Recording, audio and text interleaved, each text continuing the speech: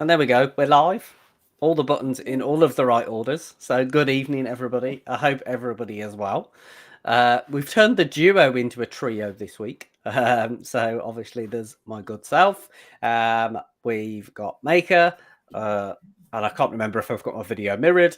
And also those eagle-eared of you or eagle-eyed might have noticed that Andy's been doing a couple of bits with regards to sort of GFN news and a couple of other videos for us. So he's here tonight as well, just to join in with the Q&A and and have some good fun and some good discussion, and we'll answer all the questions as much as we can, obviously, of course. So generally, I guess just to sort of recap, we tend to, obviously we do this on a Wednesday for those of you that are here regularly, and then we run for we try and keep this to an hour as best we can, but obviously some of you guys in chat have kind of super good chat and super good questions, so sometimes it runs a little bit over, but we do try and keep it to an hour. So I'll just check in with you guys and see how everybody's doing. So we're going to Maker first. How are you doing, Maker? Are you all right? I am doing pretty well. I've been gaming and working mostly. But yeah, just I'm excited because I beat Blasphemous recently over the weekend. Nice. So yeah, that was a fun one.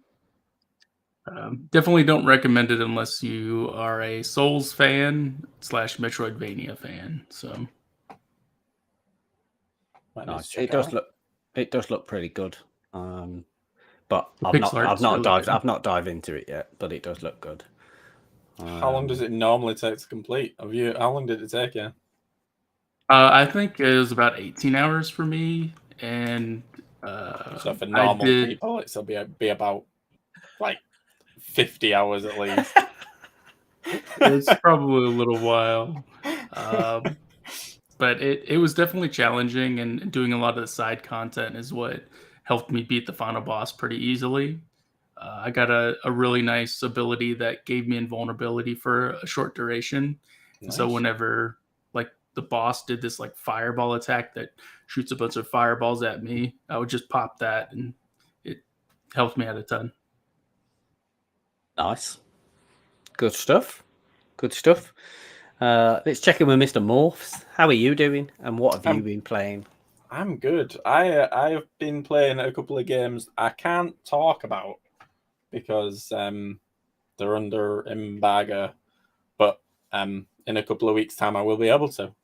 But they're not really cloud related, so nice. But apart from that, yeah, I'm good. Yeah.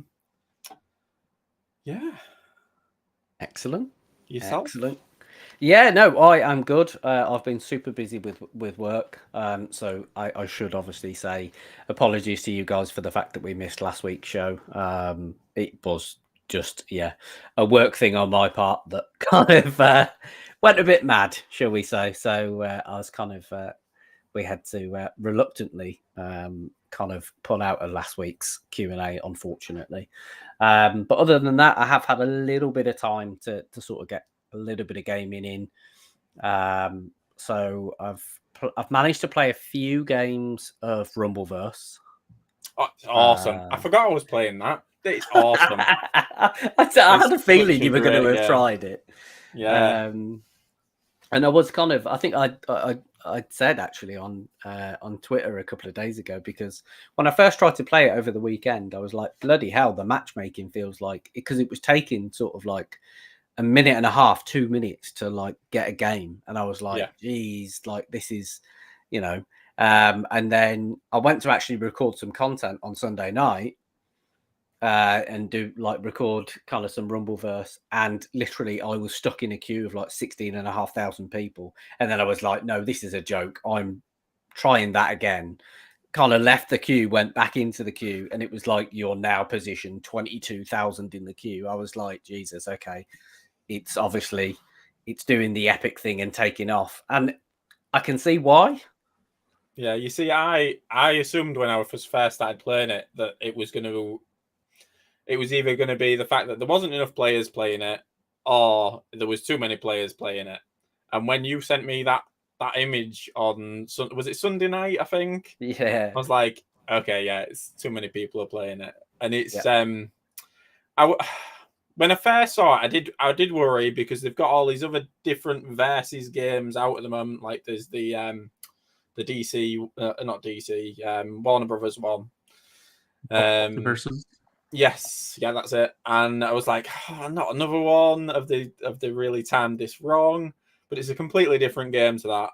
Whereas Multiverse is the other one, the DC, the not Marvel. What am I going on about? The other I know one what you're on about. is a lot more like Smash, and I'm not that keen on it. It's I think potentially it could be good, depending on who they release next. I've heard rumors of Neo from the Matrix is going to be possibly released into it, so that'll get me in that. Nice. But yeah, so when I first saw it, the first thing that sprung to mind was Knockout City, and I thought, could it be like that? And I really like that game, but that kind of, I don't know whether it faded away. That game is dead. Yeah, and it's a shame because I really think it should have started off as free to play to start off with. I know it was on Game Pass, but that doesn't mean it was available to everyone. Yeah. And this is just the way to go in these types of games. It's free to play straight away, and it's such a good game, such a lot of fun. Stupid, daft games that you can just jump into, but it is a lot of fun. I really do suggest anyone trying it out. Yeah, no, definitely. It is, and it's funny actually. Cloud Validation just said that it's nowhere near as easy as Fortnite for getting wins. They're a lot harder. Which, in fairness, and it feels like because you've got no.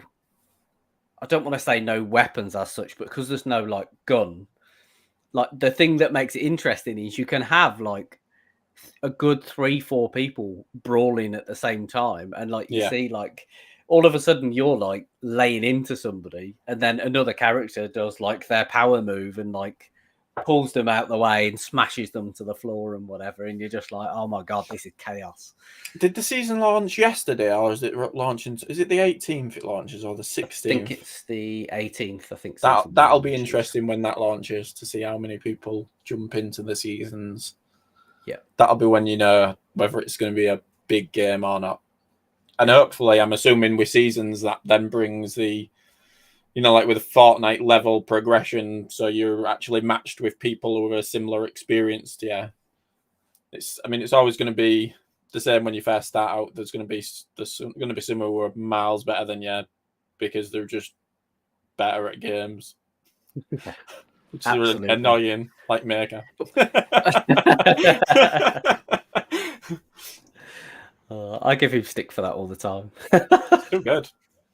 I know. I tell you the other thing I have to say that I started playing is Cult of the Lamb.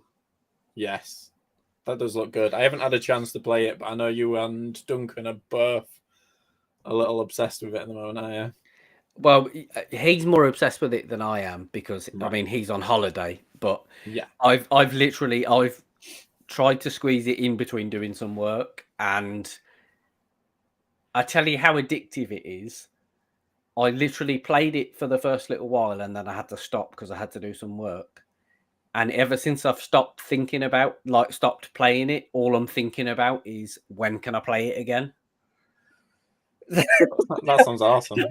So I'm like, I just want to get that opportunity to jump back in, but it's so much fun. It's so good. Have you started it, Maker? I haven't even gotten it, but I have a lot of friends that have been playing that game particularly, and they love it. It's definitely like blown up with popularity, especially those in like the streaming communities. Yeah, definitely. It's got off to a really good start, and I think it's got that typical quirkiness of a Devolver title. Yeah, but it's like a complete infusion of like multiple different games at the same time. and it just works. It's a crazy blend of different games, and then a Devolver title thrown in the mix. But you're just like, actually, do you know what? This is freaking awesome. It works. It really works. I think it was real smart for them to implement that kind of like Twitch feature where you can actually create your own, like the viewers can create your own character and stuff of that nature, and it's really, you know, having that integration with it, having those streamers have their own viewers be their like cult members is kind of a funny thing. I That is like awesome. I didn't know that was a thing on it. That Yeah. sounds really good. If you ever hop on someone's stream, like that's streaming on Twitch, if you go to like they're at the bottom, it'll pop up, says like, I want to join this cult or something like that. And then Right, it'll prompt you whenever they go back to like their main base and get a new cult member. It'll do a raffle basically for everybody who signed up to create one. And so you'll see it like go through and someone will be picked. It'll be like, this person won the raffle, and then they get to create their character, and then the streamer puts them in their cult. Awesome. That's Nice. a really good introduction to a game. That's really clever. I like that. I'm now thinking of getting the game just to see what that is. That is clever. I like anything like that, especially like anything where it introduces like something for the audience, you know, like especially with us lot, or like doing what we do as a way in. It's one of the reasons I really like the idea of Stadia when it first launched, was the crowd features that they were talking about in all the games. It's just a clever little thing, isn't it? Yep. Indeed. I'll take a quick minute just to obviously check in with everybody in chat and say hello to you all. So who have we got in chat? We've got Cloud Validation, obviously. We've got Polaris. We've got Victor. Good evening. Zero. Hey. Good old Zero. He's always jumping in. Good to see you. Apparently you are the keeper of secrets, Andy. So obviously you've piqued Polaris's interest in your games. Good evening, Mematkan, I think. I don't know if that pronunciation's right, but it's better than Duncan's would be because he'll literally butcher every name going. We've got Abdu. Thanks for joining. We'll pick yours up as the first question in a sec, so we'll jump into that. I'll just make sure we have said hello to everybody else, and we've also got Pluto Boy as well. So, guys, let's go back to that first question. I literally just brought it up on screen, and we'll go back to it. So, is there a chance that GFN will add a popular game like Red Dead Redemption 2 and God of War 5 in the future? Who wants to pick that one up first? Anybody? Or should I just throw it in a particular... do you know what? I'm just going to throw it. I think you need to pick on someone, and that means probably me. I'll go Maker first. There you go. Right. We'll give you some time to think about it, Andy. So for me, I think it's a very small chance that either of those. I would say God of War less than Red Dead, just because PlayStation has their own kind of streaming app, and it's apparent, like with the leaks, that they're working on their own PC launcher as well. That Sony is more focused on their ecosystem. I don't think God of War 5 will drop onto GFN anytime. It's like I would say a 1% chance to me. Like it's very, very minute. Where Rockstar's more, I'd probably say it's maybe like a 10%. You know, if GFN grabs those audiences, it gets a lot of members. It could appeal to 2K, and eventually 2K might start putting their games on there, or Take-Two. So yeah, I definitely Red Dead is a maybe down the road, but you might be waiting like a year or two at least. Okay, no, it's fair enough. Andy? Yeah, I'd say Red Dead over the two of them. It's a tough one because obviously with God of War coming last time round, the last time they had it only stayed on what 2-3 weeks at the most. Yeah, maybe a month was yeah. it?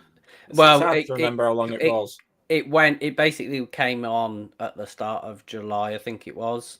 Yeah. No, start of June. Sorry. Yes. And then you had to have played it by the 1st of July. Yeah, to before keep it in your library. Yeah. So, I would have guessed Red Dead probably over the two of them, but it also depends on what kind of contracts they've signed with other platforms to say whether they're allowed to actually have it on another cloud platform. Who knows what's going on behind the scenes of why certain games have gone to certain places and not other places. I would have assumed Red Dead would be pretty easy to. It's not like they have to port it over to GFN. It's from what I remember a long time ago when there was those leaks that potentially got a lot of games installed that we can't have access to, whether it's being testing them or seeing how they work for the actual company themselves. It's I just don't think it'll happen yet. I don't know. I would have assumed it'd be more likely, possibly go to something like xCloud first to see if they can test it like that. Yeah. I mean, I think God of War 5 is off the table. They are going to leverage every ounce of that being exclusive from that perspective. I think with regard to Red Dead, I'll probably revert to my default answer. I still think that Take-Two are the next ones that are returning to the service from GFN's perspective. Obviously, that's my opinion. I just, I don't think they're that far off from coming back. And for me, I think Red Dead would be high on that list for them to say, actually, if we're bringing Take-Two games back to the service, we actually want to onboard, something like Red Dead. I mean, GTA tends to get the biggest amount of requests because of the nature of its game, the nature of the game and it, and its audience. But I think if anybody's seen Red Dead Redemption running on a 3080 on a fully fledged PC, not running on a console, when you see Red Dead running on a 3080, it looks pristine. It looks absolutely immense. So if it's something that they can get done, it would be a great get because it would certainly stand up there as probably one of the best running games on the service. And obviously we know Red Dead can run in the cloud. There's no issues there. And it would be, I dare say it would run with relative ease on the 3080 and you'd get a good frame rate out of it as well. But for me, it's a case of when Take-Two come back, not if. And at that point, I think they'll probably take a similar approach as EA have done in being selective in bringing kind of back catalogue and certain games just to kind of see how it works out. There we go. Anybody else got anything to add on to that one before we jump into the next question? No, just that next question. The one just below it. I was just going to say, yeah. Basically leading on from the same type of question, isn't it? But yes, again, yeah. Spider-Man coming to GFN.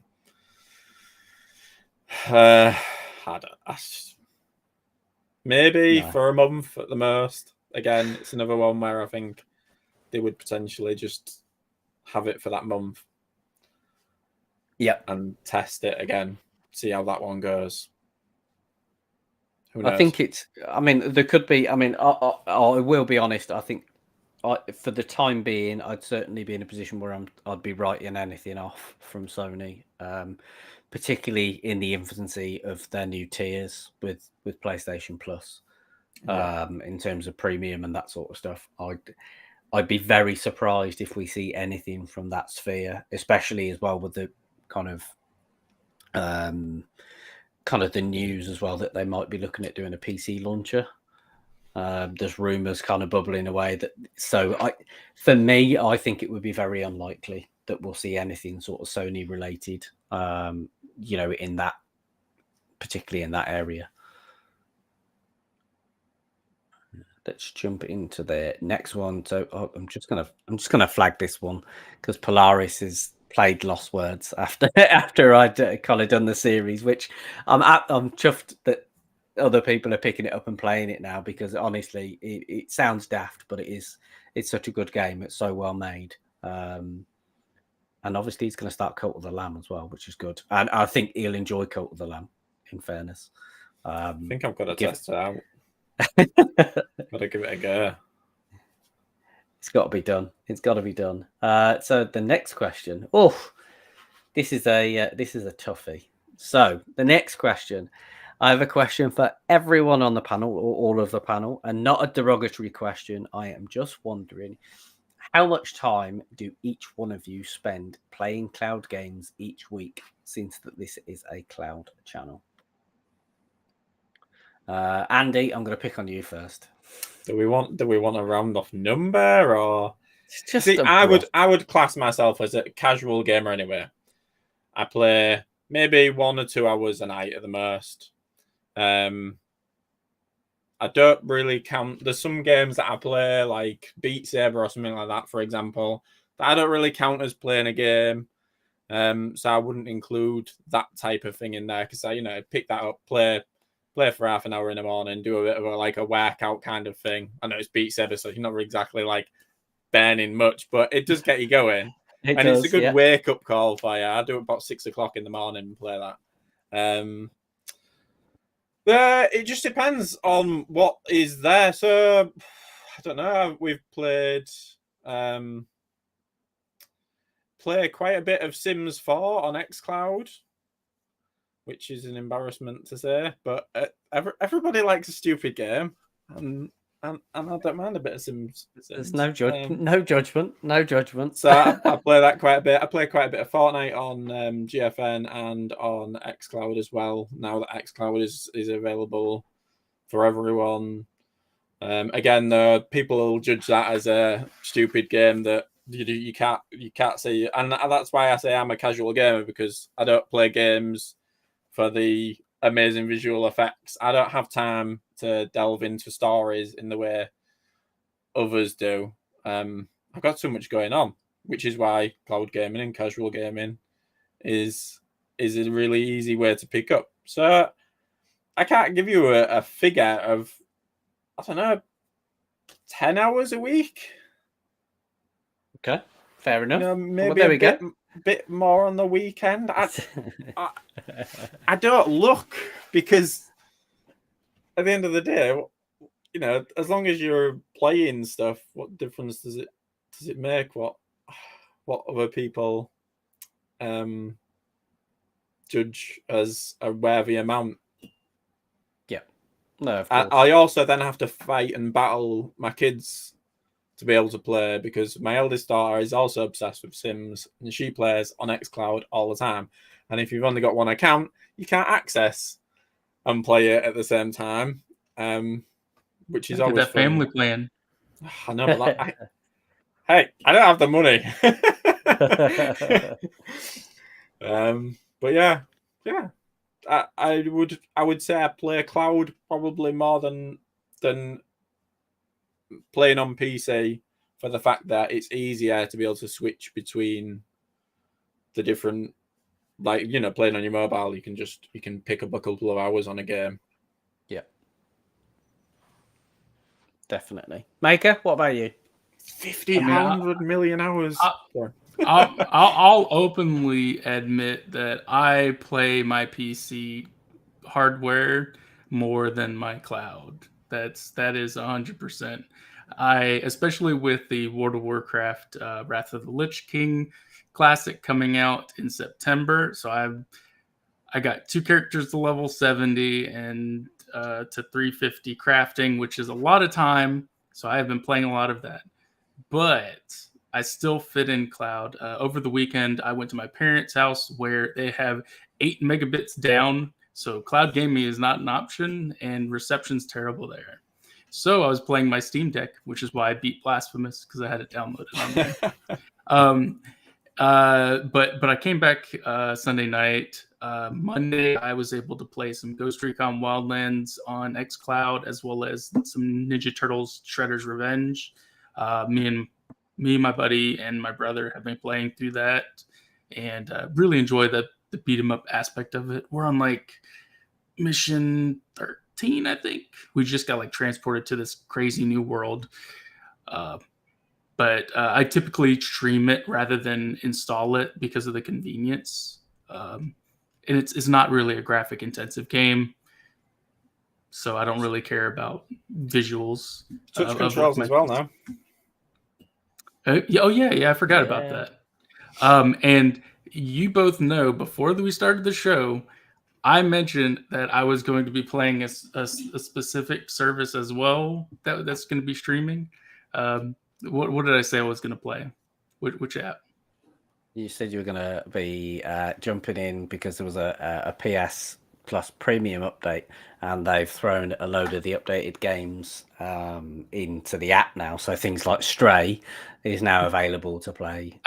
I still haven't finished that game, so I'm definitely going to be trying to beat it. I'm so close. I'm so close.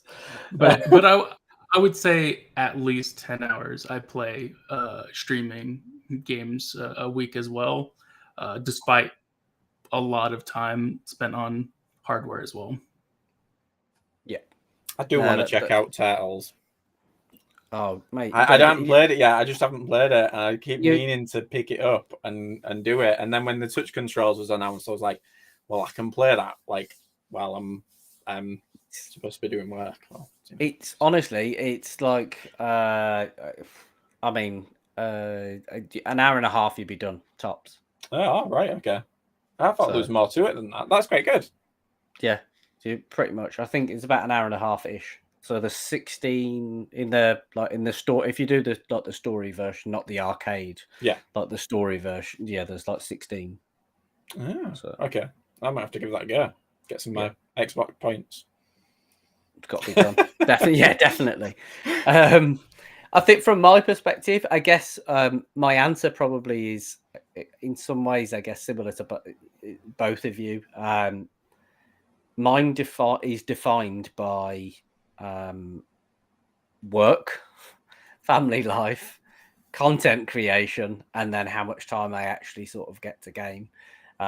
So provided my kind of work and kind of family life is kind of, is in a nice kind of relatively calm area, then yeah, I'll easily breeze my way through, good 10, 15 hours in a week, with some degree of ease. The only thing I would say is, though, it depends also at the point of the year and where some of the games are, and what service. Like, so for example, from my perspective, I was in July, F1 2022 came out. Yeah. There was no way to play it in the cloud. There was literally nowhere to play it. So when that came out, I was playing a good chunk of PS5, but I've still managed to kind of juggle and put a little bits of cloud. Like, I've been playing Cricket 22 on xCloud, and that's so, rather than installing that and taking space up, because I've been watching some of the cricket on TV and that sort of stuff. It's easy just to fire up my Xbox and go, do you know what? I'll just stream that. Thanks. And again, similar to what Maker was saying about, Turtles, cricket isn't exactly an uber detailed, you've got the grass and some of the textures and whatever, but you can play it in the cloud. It's fine. You're throwing a ball, you're hitting a ball, you're trying to get runs, control wise, it's responsive. That's the main thing for that game, really. So I probably am in the same boat, but it depends what's out. If there is stuff on physical hardware that is only out on physical hardware and that sort of thing, then it might detract some of my time outside of content creation. But yeah, I'd probably say on a good week, 10 to 15 hours. Last couple of weeks, because I've been on projects and stuff with work, and my average working day's been like somewhere between 12 and 16 hours. I don't have a lot of time in the past few weeks. But yeah, fairly healthy, I would say. That was a good question, that. I enjoyed. No, Yeah. that was a good one. And as for Duncan, do you know what? Just Duncan's ridiculous. He's just ridiculous. If he's not on his Steam Deck, actually gaming locally on his Steam Deck, then he's got GFN on his Steam Deck, and it's one or the other, pretty much. So He always seems like he's on the go. Yeah, I he literally is just always. I don't know how much work he gets done during the day. I always see his little name pop up in my Steam, or when I've got my Steam open, it always his name pops up and it's like, oh, he's playing something. He's playing, and then about 20 minutes, 30 minutes later, he's playing something else. Yeah, he does. And he will openly, whenever I know when he's back next week, he'll probably say, but there's that much choice, and I think between Steam Deck and his GFN library, for example, he feels like he's got so much choice that actually he can't decide what to play. So he tries to, apart from doing his dailies in Slay the Spire, or trying to get the last new achievements in Vampire Survivors and stuff like that, he generally does do sort of little bursts of different games, so that, because I think he jumps into something, and I know what he means, but he jumps into stuff sometimes, and then he's like, oh, I wish I was playing something else. So then he plays it for like half an hour, 45 minutes, and then changes. But yeah. So the next question we've got, and my mouse has just died, which is always good. So the next one is, hey, hello guys, hope you're having a nice day. I have a question. I have 100 meg internet and use GFN and mobile very well, but in Google TV it has a lot of latency and lag. I have a TCL 4K TV and Google TV. There we go. I'll just bring the question up just so that obviously everybody can see it as well. Now I can probably in my head, well, not in my head, but I can probably answer that relatively simply from my perspective, because I think I know what the problem is with regards to that, because I actually had a very similar experience myself with the new Google TV experience, in the fact that I actually noticed, purely from a personal perspective, that because it's over Wi-Fi, and unlike the previous Chromecast generation, there's no standard way, shall we say, to go, with an Ethernet connection. It over Wi-Fi, it does seem to inject a little bit of lag and latency there, but that's more to do with the way that device itself, certainly in my experience, and I've got a pretty good setup at home, in terms of how that was kind of performing and running it over Wi-Fi. And generally speaking, whilst you obviously can run cloud over mobile data over Wi-Fi, if when you look at all these guides for what's the best way to get the optimum amount of cloud gaming, pretty much everything, and even with local hardware, and if you want the best internet connectivity, it's hardwire it. So I would probably say, in my experience, that's very similar to what I've seen. Obviously, with Google TV, you can actually buy an adapter, so you can actually add in. There's a way to connect it all up so that you can actually add in an Ethernet adapter that will work with it, and there's only certain ones that will obviously work with it, because obviously it was on the plug on the previous one. The Ethernet socket was on the plug on the original Chromecast, or you have to buy a plug adapter, don't you? You have to. On. Yeah. The only downside is this definitely the Google Chromecast with TV, or what? I can't even remember the long name of it. Or is this the actual app that runs on the TV alongside it? That is a very good question, because TCL do have Android. Yeah, it just depends. I mean, it'd be interesting to know exactly, how it's working. The big problem I used to have with the Chromecasts, the original, the Chromecast Ultra one that you get with Stadia, was it just used to overheat within like 10 minutes. It used to be absolutely piping hot.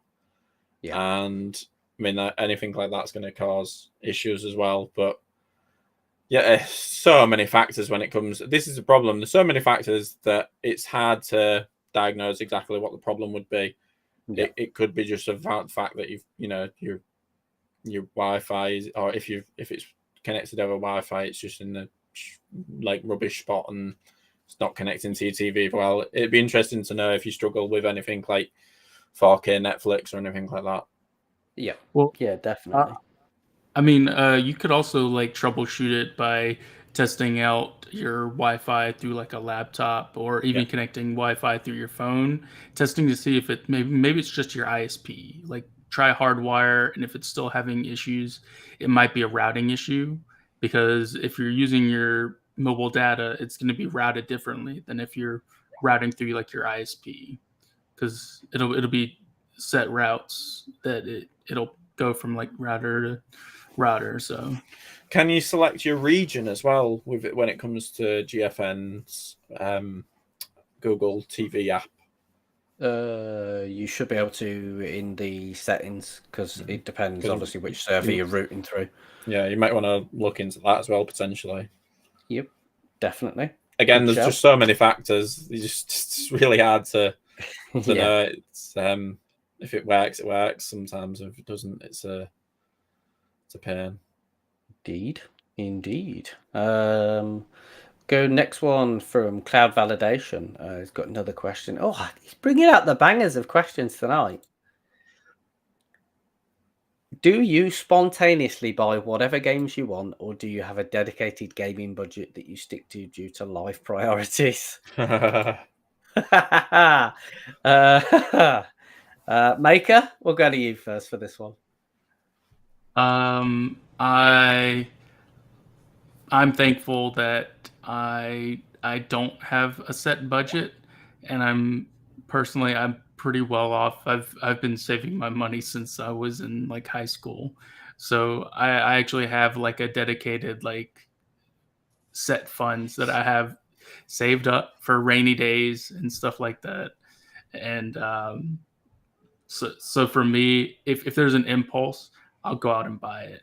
You know, I bought a 4K 120 monitor, you know, and in a like I say, oh, Amazon has a sale. You know what? I've always wanted one. I'm gonna grab it. You know, and that's how I've been as of late. But as I said before, I'm well off. I'm doing well. Work's looking good for me, and so I'm really thankful for that. That I'm able to just go buy whatever games I want to play. Nice. Maker's winning at life. What about you, Andy? Do I have a budget? Well, it depends. I suppose I set myself the budget of the fact that obviously I have Game Pass, so you get your games that are allocated to that. I have for VR, I have Viveport Infinity, which is another subscription a month that I pay. So I work it out more like that. I'm quite lucky in the fact that I do get quite a few games offered to me. So there's that aspect, but I have 4 kids, a mortgage, a dog, a cat, obviously a wife. I don't have a lot of money spare. I get probably, I'd say, I set myself budget probably about £20 to £30 a month on things that I want to buy myself. I also do have the luxury, and it is a luxury, of getting money through YouTube AdSense, which does help fund things. But I am also paying for things like I bought a laptop to help me content create, which I don't really even use, which is a bit of a sore subject. Good to hear. Move on. Yeah, move on. I've nearly paid it off. I can buy games again.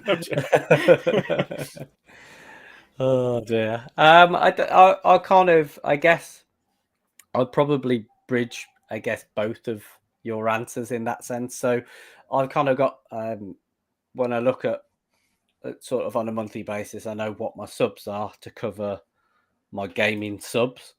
I mean, ultimately, I think my answer is: do I spontaneously buy games? Yes. If I literally look at a game, yeah, I'll go and buy it. It's if it's a game that I want to play, I will definitely 100% go and buy it. And that, if it's not in a sub as well, even more so. So I kind of know what I've got from a gaming perspective, in terms of my subs and where, what that can kind of bring into the libraries and that sort of stuff. And then, yeah, I'll go and pick up pretty much whichever. I mean, there are certain games, of course, we're fortunate enough that if we're creating content, developers, GeForce Now will kind of obviously, in order for us to showcase content for the channel, they'll obviously offer codes, which we kind of tend to split between us in the team. So it's not a case that one person gets more than anybody else or anything like that. It does tend to get split. So yeah, we're quite fortunate in that respect. If you've got reviews that are coming up or content to be made, sometimes that does help, for sure. But yeah, I would say I'm controlled. Like, I don't, it's not a case that I ever overspend, but it's in a controlled comfortability, I would probably say. I'm not saying that like I go out and buy every game that I see that remotely interests me, like, but if like a friend's like, hey, you want to play this game? I just got it. And I'll like think about it. I'll look at the reviews. I'll go, okay, I'll buy it. I'll play it with you. So it's not. I know a lot of games that people are playing right now that I don't have. Cult of the Lamb, and I just. It's just up to my whim, like, do I really want to spend that much on a game? I've already got a lot of games right now that I'm playing through. So yeah, there's a lot to think about. Absolutely. We're on to the next one. We've got Happy. Happy's in the chat. Evening, Happy. Hope you're doing all right. So Happy's question is, so I've been saying that Disney will go into cloud gaming. Now D23 will have their own Disney Plus Marvel gaming show. So I believe Disney Plus will add their own IP on Disney Plus. I'm going to read in from that possibly Happy's looking for, do we see anything in that? Do we see Disney go into cloud gaming? That's what I mean. Obviously, that majority of that's Happy's kind of thoughts and opinion, but I'm presuming, from that perspective, is it something that we think we'll see? Andy, we'll go to you first. No, I don't. You never know with Disney, do you? I mean, if they smell something where they're going to make a huge ton of money, they'll jump in because it's Disney. I have a bit of a love-hate relationship with Disney at the moment. I can see in some aspects that they do an amazing job with certain things, but I also get. I wouldn't say I'm a huge Star Wars fan, but I'm pretty up there with, like, medium to high level. I liked the original 3. I didn't mind the second 2 of the second generation films, are we calling them? And then the third generation, I didn't think they were bad films. They're quite good. But I mean, it's just like series after series of just endless amounts of just shows that they just seem to just pump out. So they probably will if there's money involved that they can make money from. If I don't see it yet, because I don't think there's as much money as they would want out of something.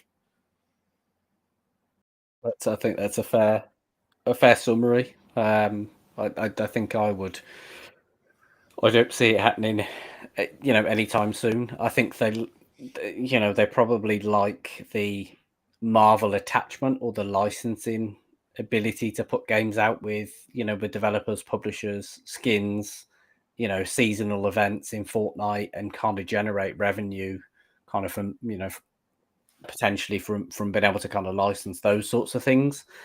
But I don't necessarily see a quick turnaround for Disney to be saying, yes, we want to add gaming. And one of the reasons that I think you can probably, or from my perspective anyway, is if you look at the kind of, obviously, if you look at Amazon's journey, they've got music, they've got, they've got their Prime Video, they've obviously got Prime Gaming, which is separate, and then obviously they, in terms of in localized region, they've got Luna. It's kind of it's very difficult, but it's the small scale of the portion. Netflix, obviously, they've got some cloud gaming, which rolls out, but again, it's very small scale. It's it's small scale stuff. It's not huge, so I think they're more about conquering, and as they've done, obviously they've overtaken Netflix this month. That they're now the number one streaming service, as it stands right now. And I think that's been the priority for them, is to kind of be in that position, which I think is tying back to your point, Andy, the number of series that they're actually banging out, and the fact that they're bringing their blockbuster hits within a certain number of weeks into the service. As well, that's how they, in my opinion, that's how they've got to that point. They've got a good selection of content, which is drawing subscribers, and it's a consistent, and keeping that momentum is quite difficult for Disney, I guess, because if we look at how Netflix have done it, Netflix is starting to see a decline in their membership. They're starting to see kind of, some of that profit erode, if you like. And they're also talking about the fact that they're cutting back, they're cancelling shows because they can't keep doing what they've been doing at that budget level. And that's why I don't think Disney will be so keen to follow suit anytime soon. Maker? I think I'm gonna go against you guys. I think Disney will go into the cloud route, but I think it's gonna be a little bit. I think that with Netflix going into gaming and showing their initiative into integrating games into their subscription service as well, I think Disney's going to go that route as well in the long run, especially with these like Star Wars shows. Just think of the ability to, as soon as you finish a Star Wars, like a new Obi-Wan season, you can play Jedi Fallen Order like instantly on the Disney Plus app, and I think having that is real strong, or even like interactive little games that you can play to entice your users. And I think that's going to be the shift, is this convergence of IP and gaming. That's why you're seeing this IP purchasing through like Xbox and Sony buying Bungie, is because they want that IP property, that content, so that in the long run of things, that when it comes down to a bunch of gaming subscription services, they want appealing gaming franchises that people want to play. It's a good shout. It is a good shout. Hopefully that answered Happy's question adequately. We've got a question from Greg, which obviously I think it only requires one of us to answer this one. If I'm honest, it doesn't require a round table on this one. Is there a difference between the free and priority subscription? So I presume this is with regards to GFN. Purely because of the wording with free and priority. Yeah. We'll see who wants to brave it and describe the difference between free and priority. Any takers? I'll do it if you want. Go on then. I think I can clearly answer this. You don't have to queue if you're in priority, and you get a couple of extra little packs. But I mean, the big one is the fact that you don't have to queue, and you get, is it 8? Well, I say you don't have to queue. depending on how busy the service is, I have never had to queue on priority ever. Yeah. But I've known some others who potentially might have done. I don't know whether they're telling little fibs or I don't know. I have not experienced it. Whereas obviously on the free tier, I think the only time I ever managed to get a queue of less than 10 was on a Sunday morning at like 7 o'clock. And obviously, you get an hour's play for free with the free tier, and is it 6 hours with priority and 8 hours with 3080? Yes, it is. Yeah. So You've also got a difference in the rigs between. So Yeah. you on the free, you only get a basic rig, whereas priority you've got RTX. So you've got 20. Gosh, I yeah, think you get your it's 20 series on the priority tier RTX cards. Forgot about that. It's all right. It matters. It does matter, doesn't it? I suppose. But Yeah, it depends on it depends on what you're having it for. If you're getting it to play it on your mobile, then you're probably not that worried about RTX, but you might be. Possibly so. Where have we got next? I think we've got actually.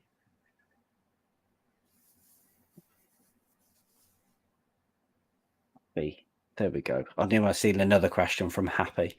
So now that we see movie lovers miss so much content due to subscription services after physical movies is almost dead, so much is lost, will we see that be happening on cloud gaming subscriptions?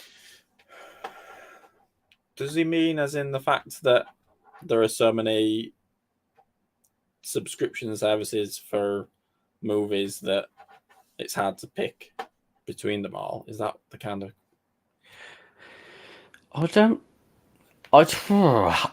kind of read it like, or if I'm reading it literally, I think what he's saying, and Happy, feel free to correct me in the chat if I'm wrong, that because there's so many subscription services, movie lovers are missing out on content, and physical disc sales are obviously dead. So do we think the same will happen with gaming, in the fact that people will just resign themselves that because there's so many subs, they'll miss out on playing something and they won't buy physical copies? I think surely physical copies must be down massively anyway. Whether no one has to miss out on a game. You just have to accept the fact that if it's not part of your subscription, you have to buy it. But I do think that a lot of these games should consider going in a subscription service just to make it easier for me.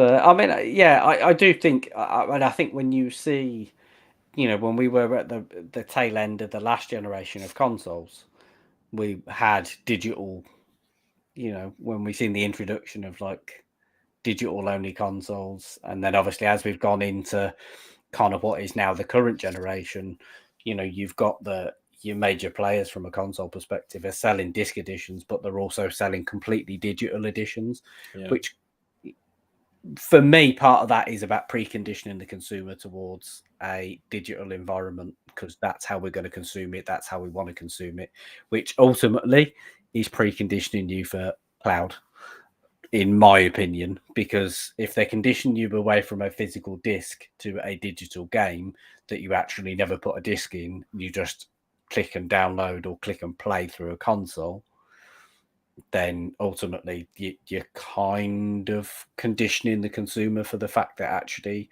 do you know what? You don't need that disc you don't need that box under the TV anymore. You can just load an app on the TV and you've got access to all of those games that you want. And just, purchase from storefront, link it, sync it, off you go, and play. So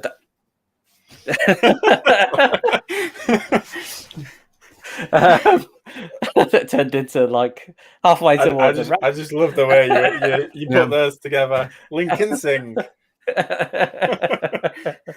It was completely off the cuff. It was not excellent. planned. There was no mock in there. It was pure gold. Thanks. So yeah, I do think there is an element of physical. He's always going to be on a natural decline. Yeah, but I think there's also a niche for people that want collector's editions of stuff, and I don't think that's going to die. And I'll throw that over to you, Maker, as a perfect segue. I was 100% gonna agree with you with that, like, because I mean, just like with the music industry, like a vast majority of it has gone digital, but vinyls are still, like, vinyl collections are real a thing that people have. I mean, my parents still use CDs, which I think that's kind of a bit archaic, but yeah, I think collector's editions, as you said, providing like something special with a physical edition is the way that it's going to be, just like how vinyl is with music, because there's something satisfying about popping that vinyl record down, and it's a nice feeling. It's real nice. So yeah, I think physical has a place. It's probably going to take a backseat and be a small minute of the majority, or minute of the whole thing. I agree. Yeah, definitely, and I agree with the point on vinyl. By the way, Yeah, I did get worried. I did get worried when you were talking about CD, and I was thinking, "Geez, should I mention that I've got vinyl?" But I've got some experience from vinyl that's awesome, because, like, I've got stuff that's signed by the artists and stuff like that, and you just think to yourself, like, if you've got a digital copy, unless it's like an NFT. You're not getting a signed copy of that album in digital form. You'd be impressed with my brother's vinyl collection. He has like a whole thing up on the wall. He created a custom, like, kind of cupboard where he has like all his vinyls like all laid out. It's real nice. Nice. Awesome. Excellent. Just looking. So I'm just going to double back, because obviously Greg was thanking us for answering his question, but then I noticed that he's asked, Assassin's Creed Origins, they give me a GTX 1080. If I buy the 3080 subscription, will I have a 1080, or will it already be 3080? So if you'll get GTX 1080 effectively tends to be what you end up with on the free tier.